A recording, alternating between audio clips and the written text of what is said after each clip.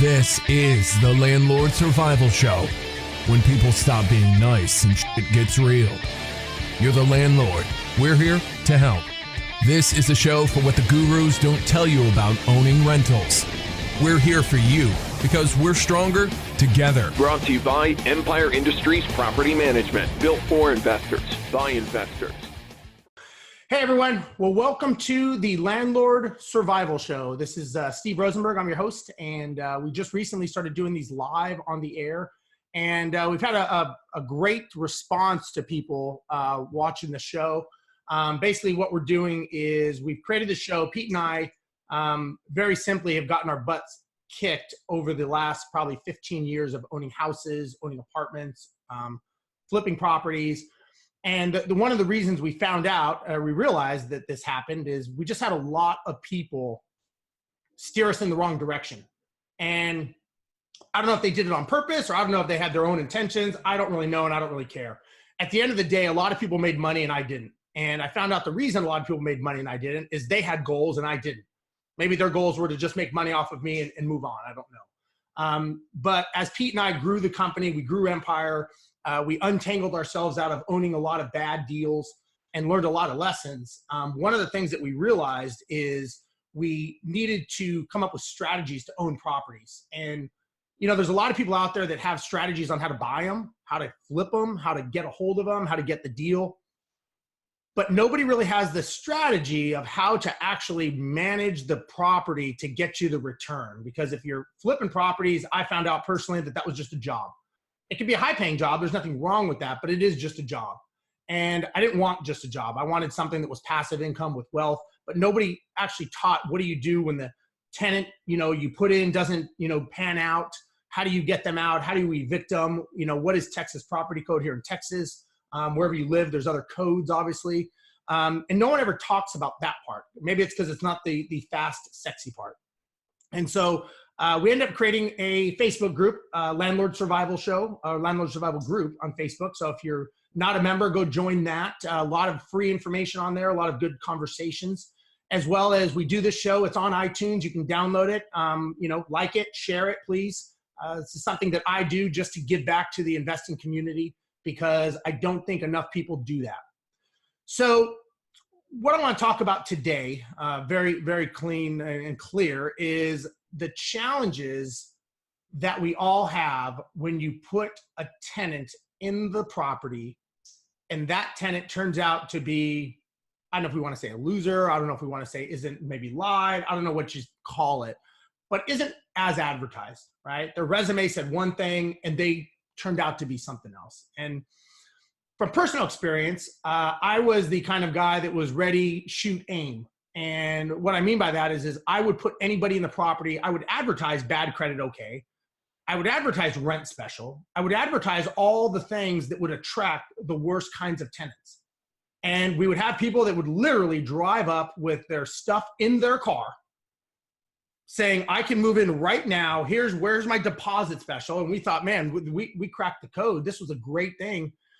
They move in, never said anything was wrong with the property, didn't hear from them, actually never heard from them again because they either left 3 weeks later when rent was actually due, or they stayed in and we had to evict them and we had to deal with, you know, paupers affidavits and squatters' rights and all that kind of stuff. And that's when we started realizing that maybe our thinking was flawed. And the flaw in our thinking was that we had no structure and we had no criteria. And I learned after a couple of very hard lessons that you put the wrong person in and your life is horrible. I mean, when I say horrible, I mean like can't sleep. I think at the time, Pete and I maybe had 35, 40 houses, and we had 35, 40 bad people. And that's a very bad feeling. And I don't know if anyone's had that feeling before, but it's definitely not where you want to be. So we ended up meeting our good friend here in the funny suit. We'll talk to him about the suit in a minute. But we met Jason Waggoner with ACUTRAQ. I'm going to say, what, Jason, about 4 years ago? What? Maybe even longer than that, probably around 6 years ago. 6 years ago. So it was about at the inception when Pete and I realized that what we were doing for our personal properties probably was not going to work if we wanted to start a business of managing properties. And that was kind of the start. And so what we did from there is we created a relationship with Jason and we tried to say, okay, what what is the perfect client that would stop our problems and make our lives easier? Because basically what we were doing is we were taking other people's problems, their renters, and putting them into our properties that we were managing. And now these people's problems became our problems, which became our owners' problems, which became a whole other mess of problems. And we didn't want that. I didn't want the stress. I didn't want to deal with it. I knew there was good tenants out there, but I could not figure out how to find them. And the stress of headache of trying to figure out who's good and who's not good. So Jason, thanks for coming today. I appreciate it, buddy. Always a pleasure to come on, Steve. Appreciate you having me. So tell everyone kind of a little bit, kind of your background, how you got into this, what your company does, and how you help so many investors. You bet. So ACUTRAQ started in 1998. And back then it was a lot of fax machines, phone calls. There wasn't a lot of technology or automation in the industry yet. A lot of courthouse searches, things of that nature. So Jeannie Baker, the owner, the founder, did this business by herself for about 10 years. So in 2008, I got a phone call. We had met and I was able to come on and be able to help really start growing the business and expand on the foundation that she had put in place. And she's a master in this industry. So to be able to learn from her, and somebody that started when it was manual searches and has grown with technology, it's been amazing. So now we're 2019, we're a multi-million-dollar business, and we have 11 people in the office. That's our support team that deal with our clients and that make sure that they're taken care of and really cover all the bases when it comes to compliance with background screening and how it's supposed to be done. A lot of people don't understand that there's federal guidelines in place of how this stuff is supposed to operate. Yeah. So back up a second. So when your boss, when she started the company, did she just see a window of opportunity, or did she have an aha moment that she got screwed over in a business and said, this is a need? How was that created? What a great question, and what a great story. So there always is, man. She actually worked as a real estate agent and a property manager prior to this. Well, she had a really good career in property management, but then was hired by our local credit bureau there in Fayetteville, Arkansas, to work there. So through her time at the credit bureau, she kept getting calls. This is in the mid to late 90s, from 95 to 98. She kept getting phone calls from people wanting to be able to screen tenants. Well, at that time, there wasn't a lot of options for a home-based landlord or for a real estate agent or somebody like that to get a credit report. Everybody could get a local criminal report. People really weren't sure how to access national data at that time. But so in getting those calls, the need was there. So she talked to her husband. She said, I really think I can do this. She said, I know this industry, from property management to the credit bureau. And so she sent out 100 letters. And she sent out 100 letters to all the local real estate agents, property managers, anybody in that realm. And I can't remember exactly, but I want to say she got back six or seven.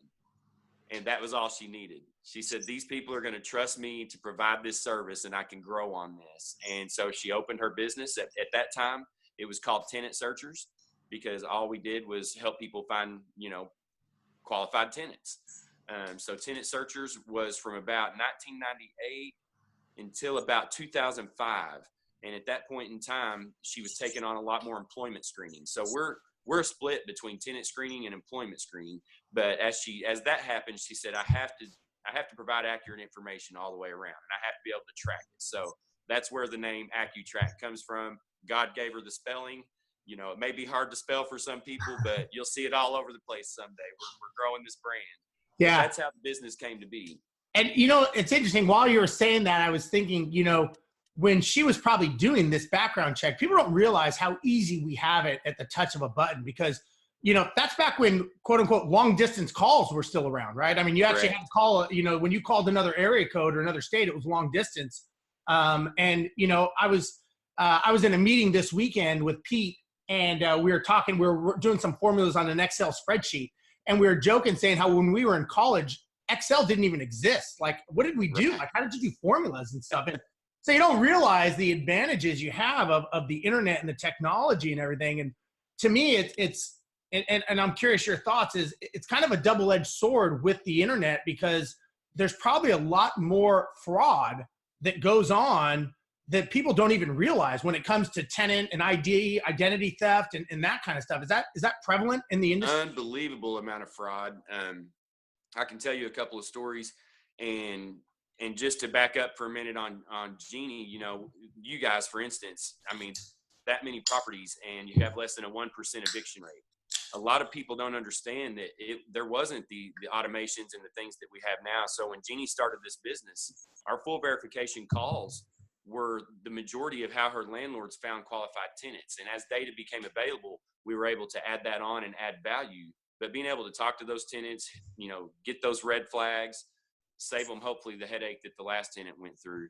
But yeah, with identity theft, the problem has gotten so out of hand. And let me tell you what we found. So usually we will find it by either something that comes back on the social trace, one of the identifiers there is wrong, or we get a death indicator on that social security number, meaning that the person that owned that social is now deceased. So how could this applicant have it? So is there a central database where all this is held? I mean, you know, because are you going to different these governing agencies that you guys have to pull this from, or? Criminal history is only by name and date of birth. There's no social involved in the actual criminal history part. So where the social comes into play is looking for that identity thief, but also looking for alias names. So there is a database, and it's a very vague database. That's the reason it doesn't show all the information of what we call the social trace, which is the best tool we have, the most inexpensive tool that we can do online. There's other versions. CBSV, for instance, consent-based social verification, still requires a wet signature. We're trying to get that changed. I was in Washington, D.C. 2 weeks ago, going through some of these guidelines and trying to figure out what we can do to help, because we have to have that verification automated, that an e-signature is verified and okay to use. But right now, the social trace is the only thing that we have. So you have the social trace and you have the consent-based verification. Social trace is what everybody uses. And so that database, let's say I pull your name and it shows a wrong address, because that social trace gives us alias names, addresses, and where that social security number was issued and when. So if something's wrong on there, you as a consumer can't really write anybody and say, hey, this was wrong, can you please change it? So some of that data is masked from the landlords, but it's how we use it to find out their criminal history, to see if there is something, one of those red flags on the social trace. And there's a number of different ways how somebody can find out that their identity was stolen. So for instance, if you run an application and then ACUTRAQ gets a call because it's on their credit report that their credit was ran, and they say, look, I'm in New Jersey, I've never applied for a property in Houston, Texas. We start going through the motions and we can find then, okay, this person submitted a fake social security card, a fake driver's license, and you can start looking, and they're getting so sophisticated now that twice, we didn't catch it and the property manager didn't catch it. And luckily that person called both times. The real person called before the property was leased. So we were able to do our investigations. They were able to give us all the information they have so that we can dig further. Anytime that happens, you need to have a company that you can communicate with. Because when an identity thief hits, you need to get rid of them as fast as possible with as less damage as possible. And what we found in the past, and we even had one with you guys that we tried to help, that we had caught.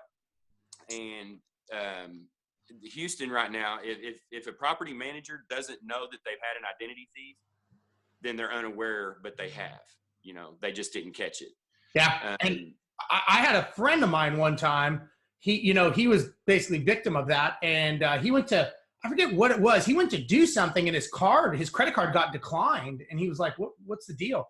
And it turned out he had rented like 4 properties. He bought a car. He had a bunch of medical, there was a lot of medical charges on his credit. And I don't know if that's why they do that, to charge off medical charges and stuff.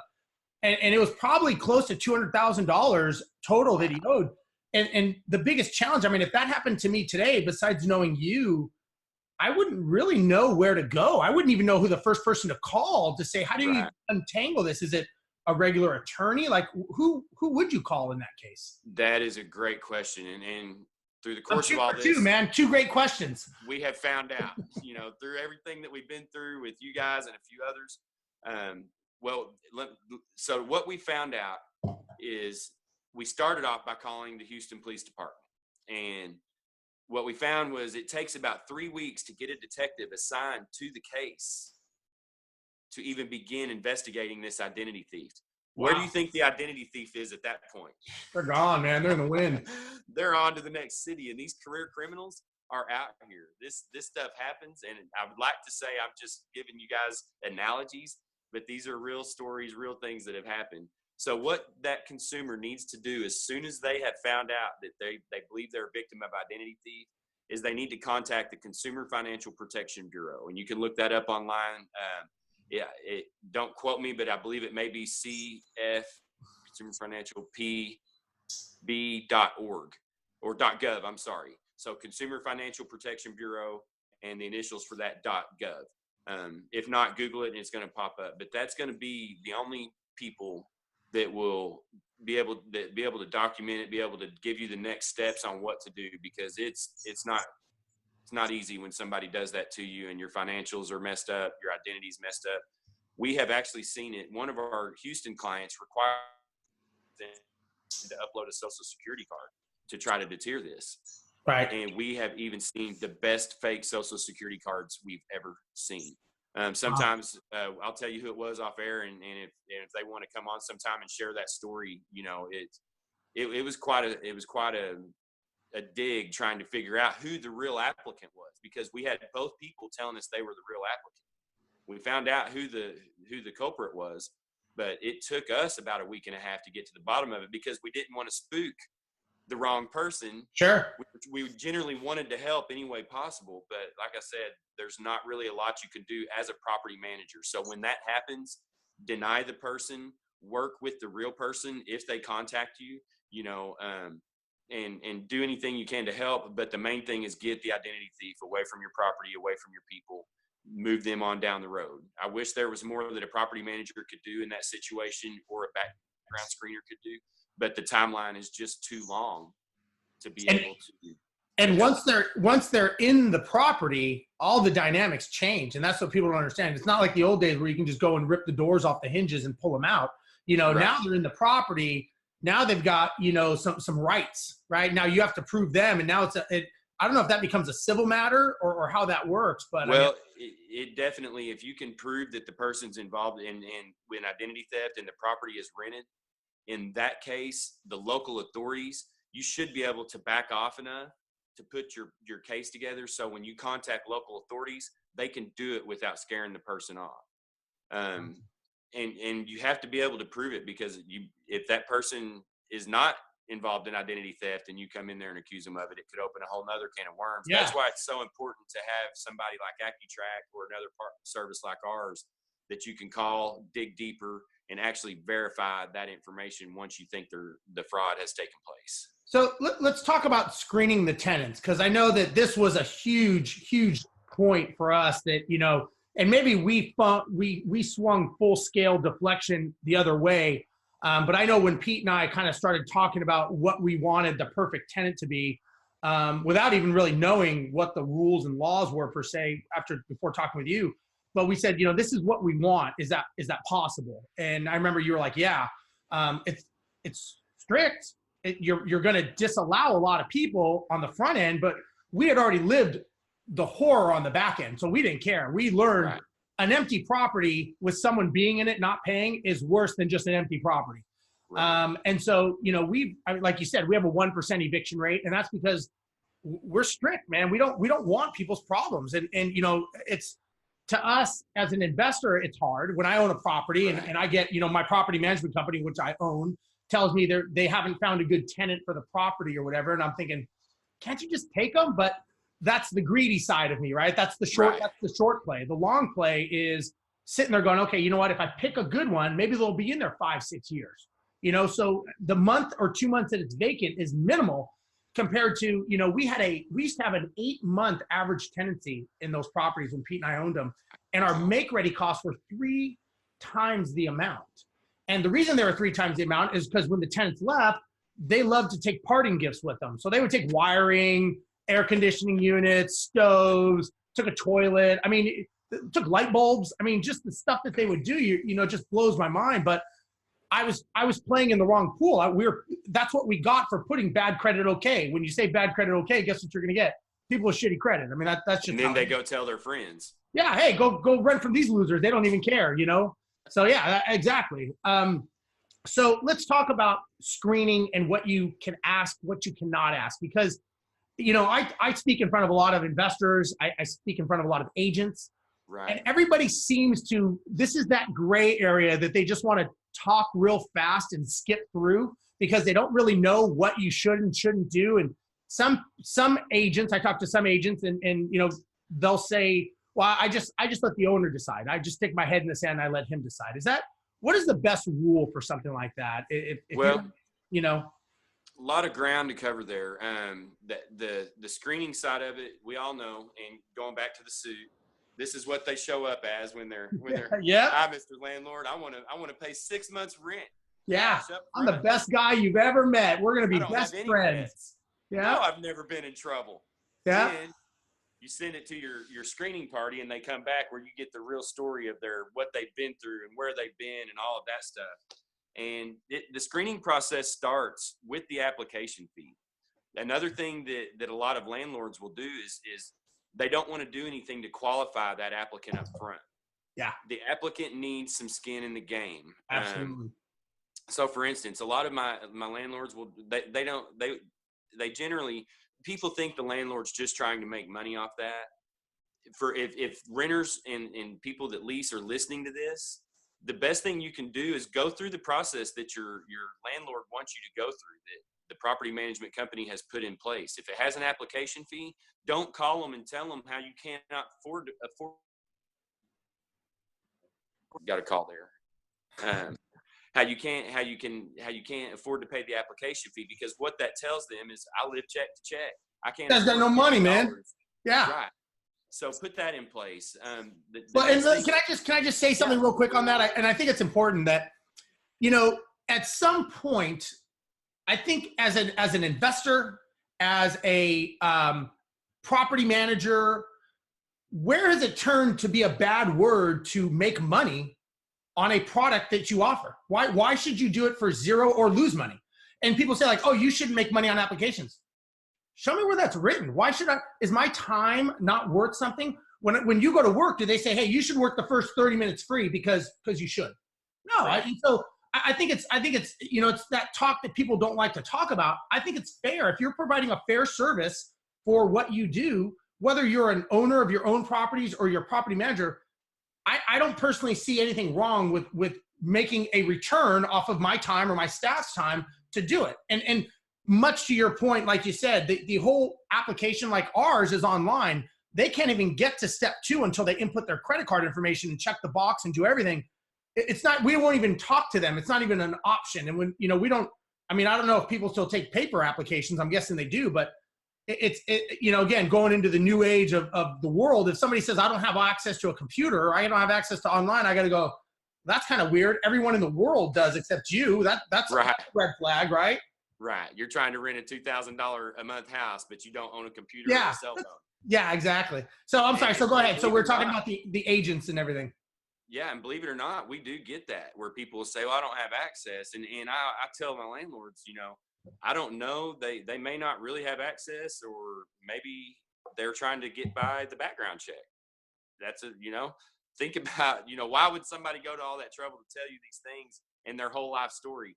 But anyway, so going back to things that you can ask, the application, put a list of questions on there, use that as a pre-qualifier, you know, and they're going to lie on there. That's the reason it's important to make sure you have some way to contact those landlords and employers. But the things of, do you pay your rent on time? Do you have credit delinquencies? Do you have animals? The things that if they lie about, it says clearly at the bottom, you know, if anything is misrepresented, your application will be denied or the lease will be terminated. So even putting those questions in there, the things you cannot ask about are familial status, disabilities, race, you know, nowadays gender, leave all these things out. Right. Don't do anything like that. Stick to Right. the facts, the things that you can back up. So when you ask them, do you have any credit delinquencies, back it up on the credit report. If they tell you no, and then they have nothing but collections, why would you even look any further at that? You have a liar first. And so what kind of tenancy is this going to be? The thing is so many landlords want to start listening to the stories and the things that this person's been through.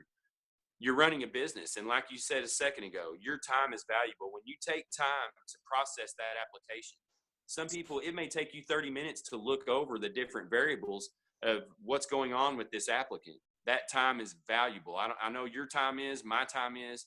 You should be compensated for that. So, but yeah, the things that you can ask for, make sure it's facts that you can back up. Nothing that's opinion, nothing that just because you feel that way, but questions that you can back up with facts on the background screening report. What are your thoughts on, I get a lot of conversations about credit, basing the determination on credit score. And I've heard that that's kind of a very slippery slope with the Fair Credit Reporting Act. So can you touch on that a little bit? I'd like to get an understanding. Sure can. So with credit scores and the Fair Credit Reporting Act, HUD, everybody together does not want you to just use the credit score alone in your model. So if you say, I don't pass anybody above 550, the chances of getting in trouble may be slim, of getting caught doing that. But per best practices, don't screen by just the credit score. So if you're going to screen, whenever you're checking your boxes and denying that applicant, don't check a box that says credit score was too low. Check a box that says they have credit delinquencies. They have past due collections, things of that nature that are facts on the credit report that have nothing to do with the score. I would have taken you, but you had 8 out of 10 collections on your trade lines. Yes, that's going to negatively affect the score, but that way the score was not the sole purpose. You did look at the big picture. And the reason that comes into play, let's say somebody, maybe student loans are the only thing that they've been delinquent on and are pulling down their credit score. You may have a great renter there. They're just ticked off at whatever happened at college and they don't want to pay their student loans, or they can't afford the student loans. So that's the first thing that goes. But they're wanting you to look at the big picture. In the same way with criminal history. We all know HUD's guidelines, I believe late 2016, they tell you now, please take the full picture into your decision. Just because this person had one crime, maybe a marijuana charge 7 years ago, if it's not dangerous, don't hold it against that person and not place them in housing because they messed up one time and they've never been in trouble since. Take that time frame of how long has it been since they've been, since they were arrested or convicted, all the variables, what type of crime it was. Is it a crime that they can't live near schools, or they can't, and what's really unfortunate, because in the past, HUD said, treat everybody the same. If you deny one person for criminal history, deny everybody for criminal history.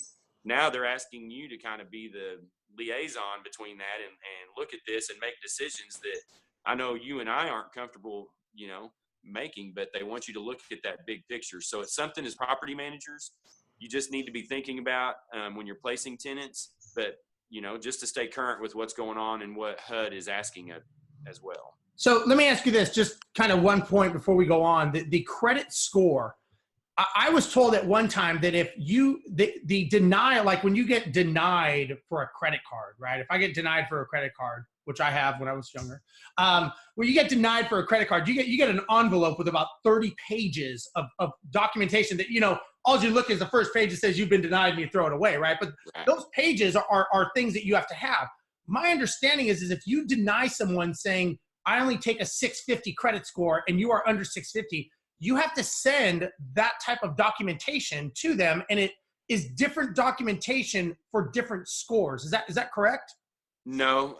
So the way it works with tenant screening is you guys have it, and that's something really good to cover, because if somebody has a background screening company like ACUTRAQ and they're not providing that letter, or they're charging you for that letter, switch companies.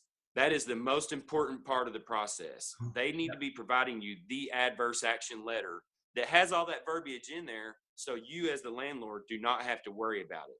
So what happens when somebody's denied, even if it's based on the score, But again, ours, check past credit delinquencies or something like that. We don't even have a box. If they type in that the credit score was too low, they have to manually type that in. We're not going to give them an option to do that.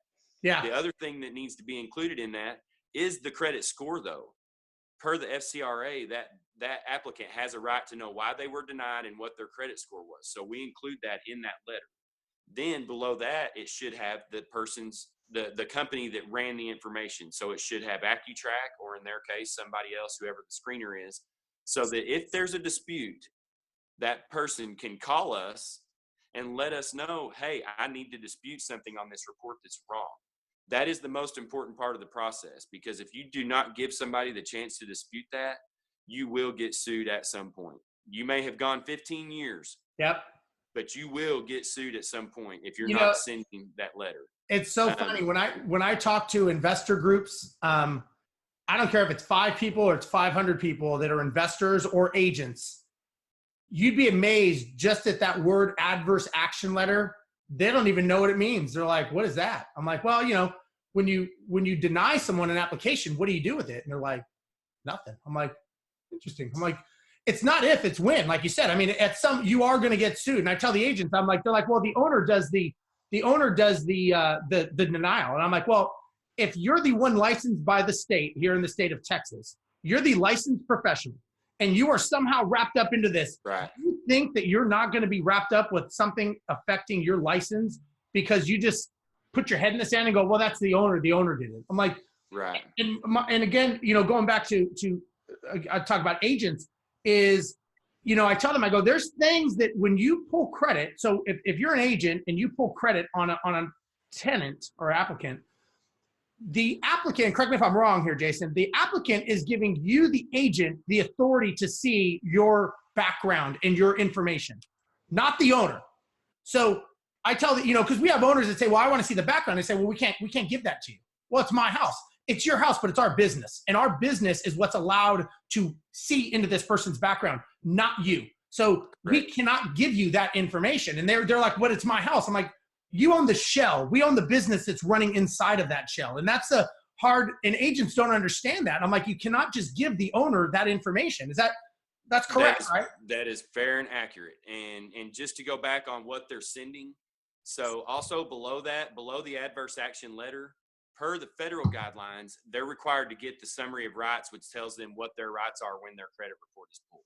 So if your CRA is not providing those, your background screener is not providing those, get a new company that sees that as a priority. So going back to sharing that report, this is something that comes up on nearly every day with so many homeowners and so many property management companies, and them being the bridge there.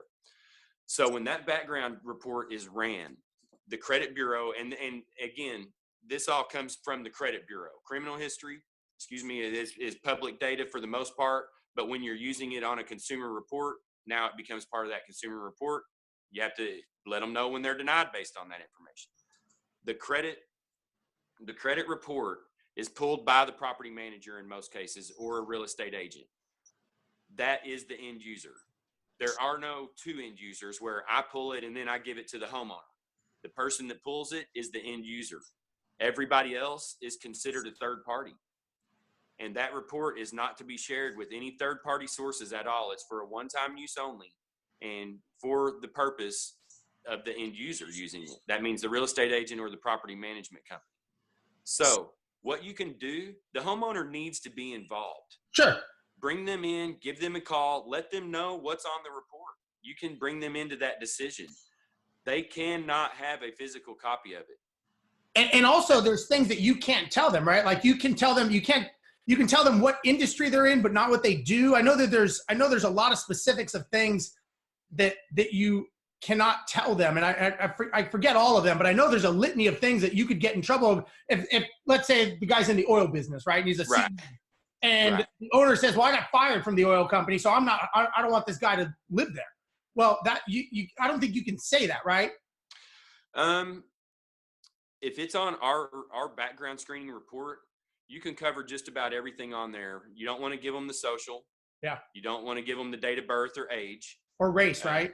I mean, none of the... Even race is irrelevant, correct. Yeah, I wouldn't share any of that. what you can go over with them are the credit trade lines, criminal history. Facts. Just the facts, right? Facts. Yeah. Even the score. If the homeowner, I wouldn't even really let them make a decision off the score. Go by the credit trade lines, criminal history, eviction history, and the landlord reports. They can share that information with that homeowner verbally or in person. At no time can that homeowner leave with a copy of the report. Yeah. Or at no time can that report be emailed to somebody. Emailing those reports is a breach of compliance. The email is not secure. So if you go emailing credit reports and background screening reports to each other, those can be intercepted. That person's identity can be stolen. So the homeowners, the best way to explain it to them is if they were applying for a property, they would want their information kept safe as well. If we give the next person their information and they go to Starbucks and set it down, now it has Empire Industries' name at the top of it. It has ACUTRAQ's name at the top of it. And this person's identity is getting stolen from the last known people to pull that background check. So what are the penalties when somebody, if let's say you're responsible for a breach of data and they track it back and go, you were the last person. So an agent emails it or a husband emails it to his wife, their two investors, partners. What are the penalties for that? Well, let me tell you this, there's no cap on lawyer fees. So it could put your company under. We've seen lawsuits in positions with people that we've known in the industry, companies that are no longer here anymore because they could not simply fight that type of lawsuit. Then you're going to battle with insurance companies and everything else over what was, it's nasty and it can all be avoided. But yeah, that's when there's a breach of compliance, get ready. And the thing about it is if Amazon is open to being breached, all of us are open to being breached. Absolutely. So have your policies and procedures in place of what, your privacy policies, all of that stuff is imperative. You show up to court without that stuff, whoever's identity was stolen will own your business. That's not a scare tactic or anything else. It's true. It's true. I mean, we made it our policy that we make the determining factor. We have our qualifications, right? They're on the website. They're everywhere. We tell the owner these are our qualifications. And then we don't include the owner in the process. And part of that discussion for multiple reasons. Number one is speed. Sometimes the owner's out of country, they're out of state. Then they want to have a discussion, but they're discussing a subject that they don't even know. Like they haven't had fair housing training. They don't know what the law is. They're like, well, what do you think? Do you think he's going to keep his job? I don't know. I don't have a crystal ball. I'm just telling you the facts. Based on the facts, he qualifies. And I know that, what we do is we're very strict, but we don't include the owner in the process at all. We tell them, look, you hired us as professionals. We are looking out for your best interest. We're going with the first one who's qualified that fits the qualifications, but we back it up with a 12-month tenant guarantee. So if that tenant punches out or they get evicted in 12 months, we bear the cost of that. So we tell the owners, like, look, we understand that there's some concern going, well, it's easy for you guys to say you're not paying the mortgage or you don't have to pay to release it. So we said, okay, well, we'll put our money where our mouth is. And, we have a 1% eviction rate. But the reality is when you manage 1,000 properties, that 1% starts getting bigger. So someone is going to be on that. And I tell owners, I go, look, someone is going to be on that 1%. It's just statistics. For the ones that do, we'll put our money where our mouth is and we'll cover the cost. So at least amazing. It's kind of like, let us do what we know how to do. You hired us for a reason. And because of that started us doing lease onlys for people when people just say, look, I don't want you to manage it, but you guys got a great system for background checks and all that. Can you just do a lease only for us? And we're like, yeah, because we have a system that works very well. And the reason it works very well is we don't allow outside people involved in it, and I'm sure that you've probably delved into that many, many times with owners and property managers. If we want to get real about it, the successful property managers operate that way. And I can tell though, because if I call one of my clients and I say, I've got an applicant, he's wanting to speak to you. I don't want to give him your information though, until you okay it. They're really upset about the application process and everything you're requiring. If my client says, you know what, tell them there's 1,000 other people that'll rent to them that may have a process that suits their needs. Absolutely. I know right away, man, I love it. He has a process. He's not deviating from it. Then I get the ones that say, oh my goodness, give me their number. Let me call them right away and see if I can salvage it. working way too hard. I mean, Well, have your process in place and stick to it.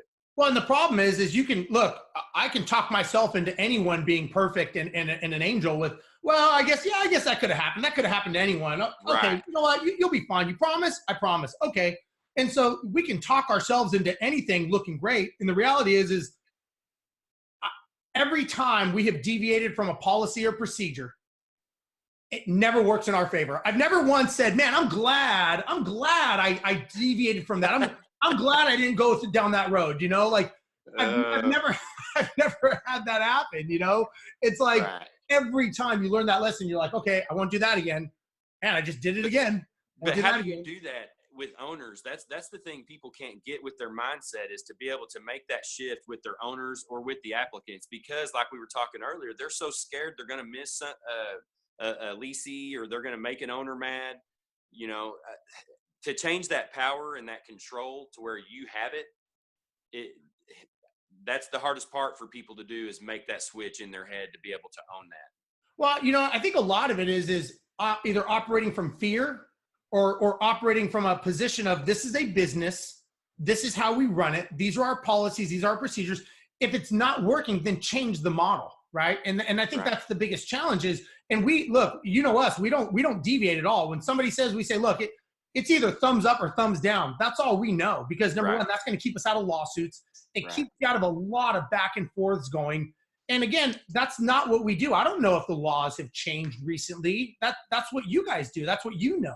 I don't want to learn the laws, you know? So it's like, to me, it's like, I don't need to know everything specifically of current, but you do. And that's why we hire you.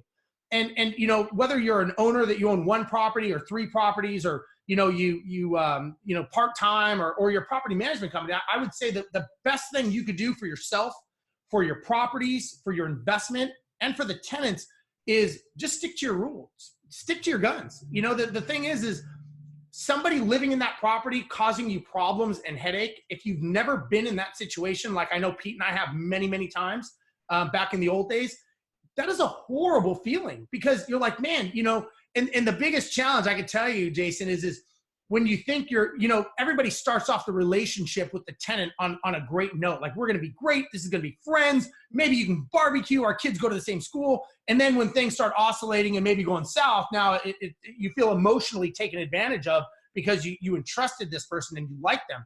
The reality is you never treated it like a business. You didn't have policies and procedures. We explain to people, listen, this is an agreement. This is what you are going to do. This is what we are going to do. This is when you are going to pay your rent. And if you don't, this is what happens here.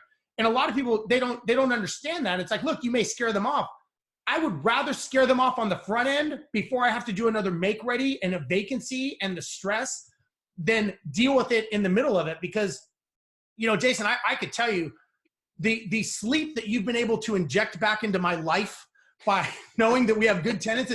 You know, I mean, I can tell you the sleepless nights of having bad tenants. And people, unless you've been in that situation and you walk that walk and you realize I knew I made the mistake. I personally made it, and I did it again. And I'm like, I have nobody to blame but myself. I should have stuck to my guns. And we don't have that problem. Not only that, you know, the ones that understand the whole process needs to be outsourced. You as the property manager, you don't want to be talking to, I mean, people say, well, I want to talk to that landlord, engage their voice. Get a process that has you not included, so you can't be accused of any discrimination or anything like that. That's the easiest way to keep yourself out of lawsuits, is outsource it. Outsource your background checks, outsource your pet screening, so you're not making those decisions. There's so many things now that you can take the liabilities off and lay your head down at night knowing you're not getting a call from somebody's lawyer the next morning. Absolutely, because, you know, we were talking earlier about the adverse action. Who do you think is the one that's going to get a lawyer? The one who gets accepted or the one who gets denied?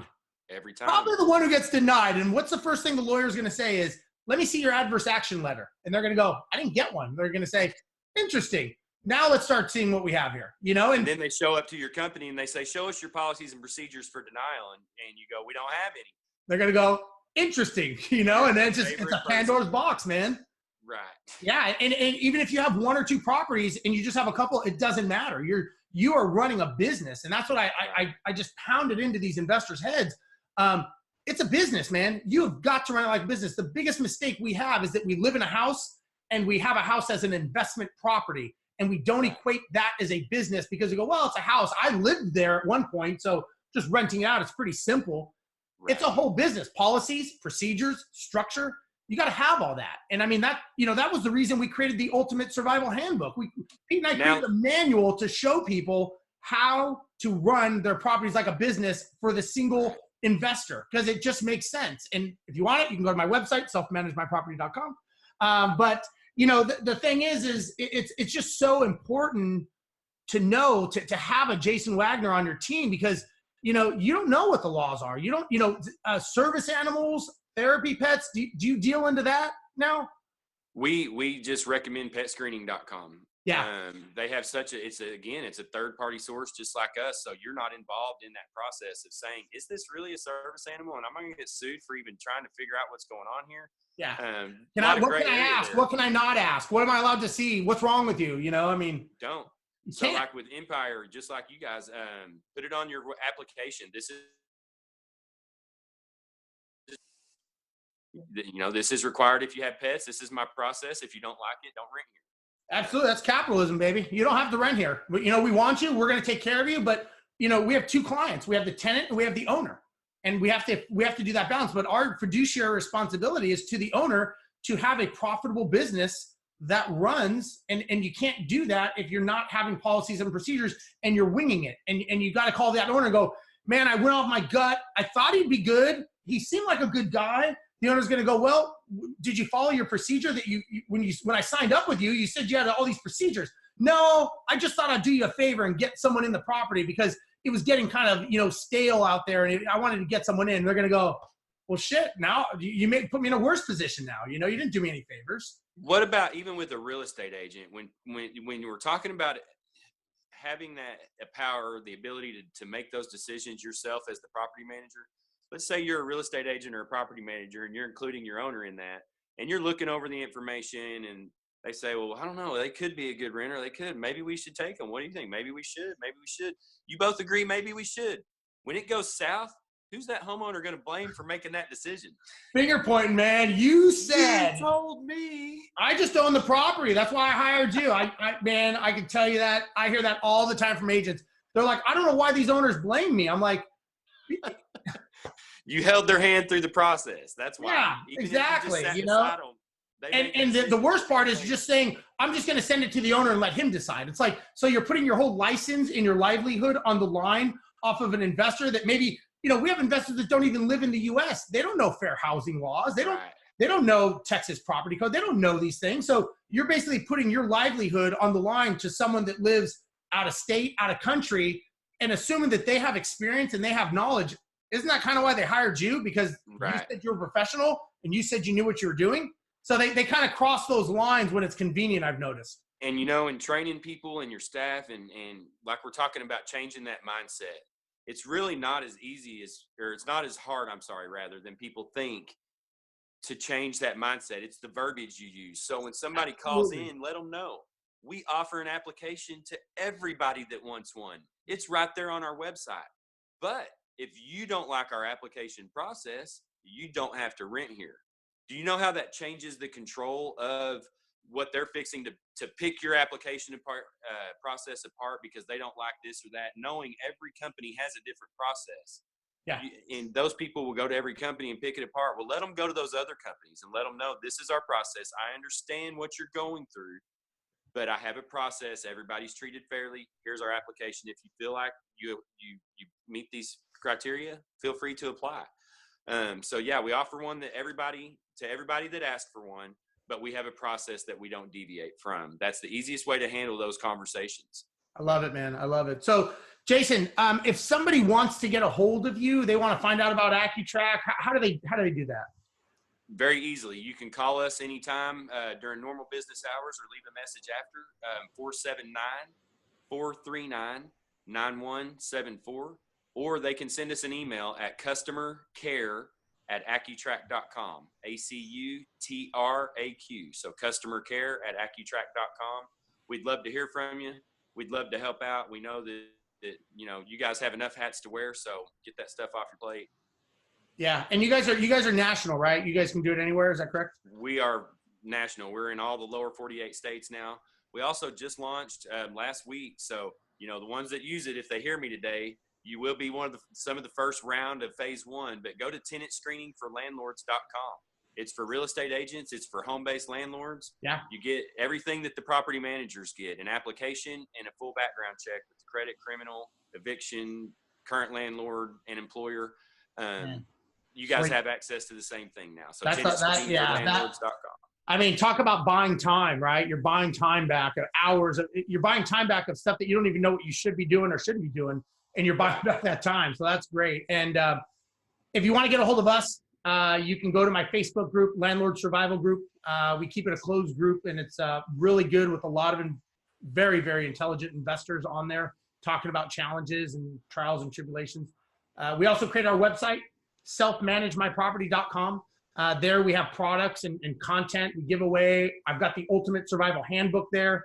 And we have, I don't know how many shows we have. What is this? I think we're into a year already doing this. So we've got a lot of shows on iTunes. So if you go to Landlord Survival on iTunes, you can see it there. And if you want to talk to us at Empire, you can find us EmpireIndustriesLLC.com or Empire Industries on Facebook. I'm pretty much all over Facebook, so people can find me some way. And you guys have a Facebook site too, right, Jason? Yes, ACUTRAQ background screening. It's spelled weird, ACUTRAQ. Go like and follow, keep up to date with what we're doing. So. Yeah, and I didn't know. I know you'd mentioned that you've got this tenant thing, so that's pretty cool. Maybe we can put that on my website for you and stuff to get some traction. We've got it in the works. We've got you a link coming, so I'll keep you posted on that. We're in the works to make sure that can happen with you and a couple of our other trusted vendors. NARPM is just a great resource. So yeah, it's awesome. It is. Well, Jason, hey man, thanks so much. And everyone watching, I appreciate it. If you can, share it, review it, like it. I appreciate that. Again, we do this to help investors because there was no one there to help us. So thanks everyone for watching. And Jason, I'll talk to you later, buddy. Bye-bye. Thank you, Steve. Have a good one. You too. This has been the Landlord Survival Show. Join us next time for more of what the gurus don't tell you about owning rentals. And for even more, find us on Facebook. Brought to you by Empire Industries Property Management. Built for investors, by investors. For more information about this show, visit our website, selfmanagemyproperty.com, home of the Ultimate Landlord Survival Handbook.